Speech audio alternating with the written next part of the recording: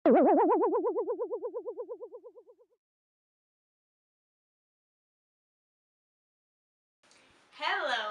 greetings. My name is Melanie, and I'm from the channel Us versus the World and Retard Rejects. No, you don't. That was just her. Yeah. My name is Violet. You can get me from Princess Violet. Haven't posted anything, but there's something will be there. Something. And I'm just Shannon, also known as Cakish Pie on DeviantArt, and that's that. So today, what are we talking about? We're talking about cosplay. Yeah, we're basically talking about what cosplay is. Take it, Violet.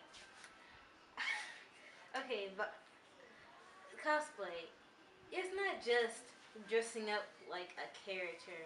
It's being that character.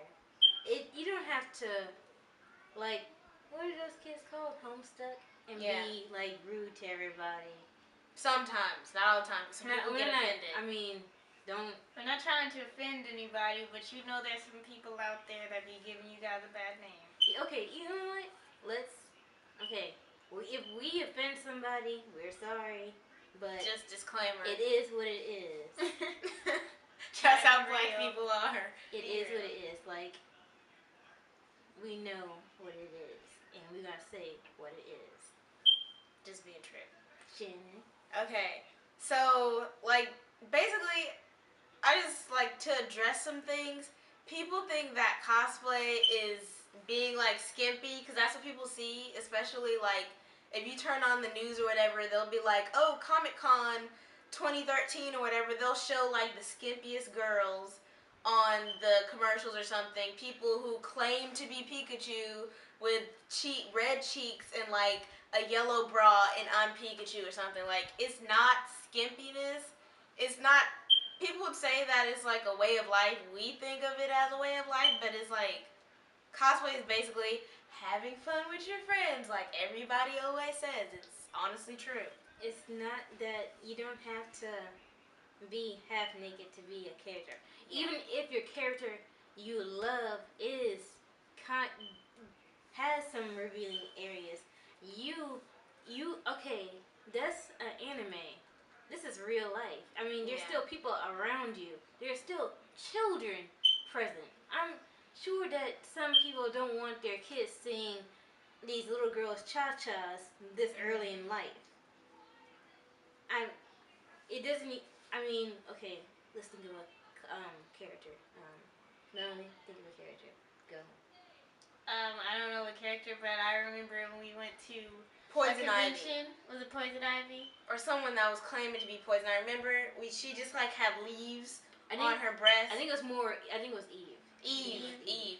A little girl with like a Cinderella costume or something like that on was passing by and she saw what that woman was doing, and I just felt like seriously bad. Like a child. I mean, I know you're like, but I love that character so much, and I understand that. I really do.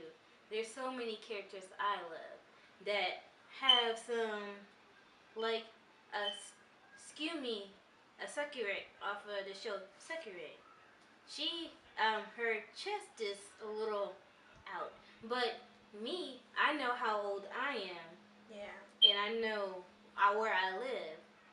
And people, I'm sure people around would probably most likely respect me more if I, just alter it a little bit. Yeah. You don't have to be exactly like Jade. You can alter it to where it's not as revealing. I mean, we don't have. It's not that we have a problem, and don't take us as like, oh, if a guy had his shirt off, that wouldn't have been okay. It's already okay in society for a guy to have their shirt off, so that argument is invalid. It's already alright. Ooh, she did the whole invalid thing. It's served it on a platter with the apple in his mouth. Sorry, I had to.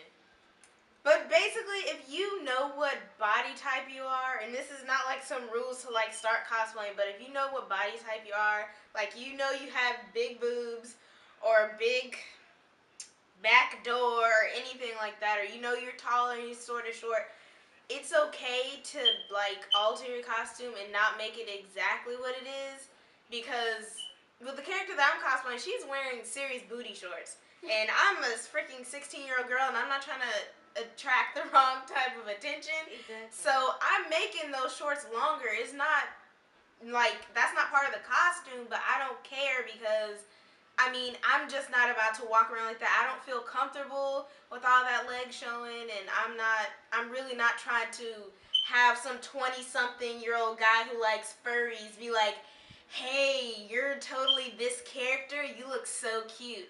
Like, that's a little, and that's happened. That has really happened to us, and it's nasty. Yes, it's very awkward. It's very really awkward. like it's unwanted. So you really have to know what your boundaries are. Like, if you have huge boobs, you probably want to like maybe alter your costume, make it a little bit, because you know? there are people around that area that aren't a part of that convention. Mm-hmm. They don't know why you're dressed up like that. They don't. They don't. And they probably never will. They will just like, hey, she got all her cha-chas out. Let's follow her. Like, let me take a picture and show my friends. Let's try to get her to drink some so we can just take her. Just take her as she is. No, I don't know how that scenarios go, but basically. But it is true that people always be taking pictures and you never know if they're really from the convention. So you may think that they're about to go take this picture and be like, hey, yeah, this is the girl that I met. She was so cool, and not be, hey, yeah, this girl was showing all this cleavage out here. Let's bang. Like, yeah, they're probably like being real. They're probably fapping to a picture. So just keep that in mind sometimes, you know? Yeah, it's very nice to know.